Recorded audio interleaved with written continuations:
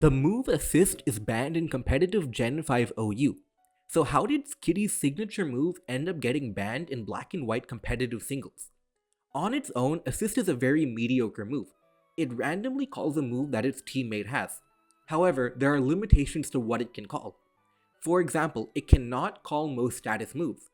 It can also not call certain attacking moves like Dragon Tail, Focus Punch, or Covet. Additionally, assist is affected by the ability Prankster. If a Prankster Leaper uses assist and it calls a move like Earthquake, that Earthquake now becomes a priority Earthquake because of Prankster.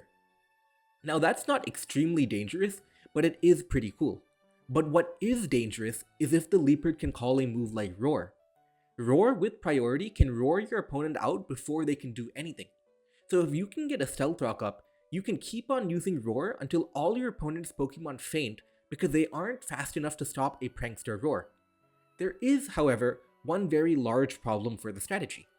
Assist calls a move randomly. How do you make sure that Assist always calls the move Roar? How can you guarantee that? Well, it turns out there's a very easy solution. You make the only callable move on your team Roar. That way Assist has to call Roar. You make sure that the only attacking moves on your team are uncallable moves like Focus Punch or Covet. Basically, in exchange for making your team complete garbage by removing a lot of good moves, you get a Prankster Roar user. When it works out, it's brilliant. You always move first and your opponent simply cannot stop you. And here's an illustrative replay of that happening. Once hazards go up, Leopard can spam Roar and basically guarantee the win. It does use Nasty Plot and Dark Pulse in this replay to set up on Blissey because the Blissey had revealed no status, but what's winning the game is the unstoppable Roar. He basically only has to try and PP stall Assist with Protect, and that's his only option. It's a guaranteed win. However, this strategy is not invincible. In fact, it does have several problems. Mainly, if you can figure out a way to stop the Prankster Roar, it's a guaranteed win for you, because as mentioned earlier, the rest of the team is complete trash. So for example, if you have a Magic Bounce user, you can completely shut down Prankster Roar. If you have a Magic Guard user, they aren't affected by hazards. Faster priority moves like Extreme Speed Dragonite can outspeed Leopard. A team with multiple Regenerator Pokemon can heal off the hazard damage with Regenerator.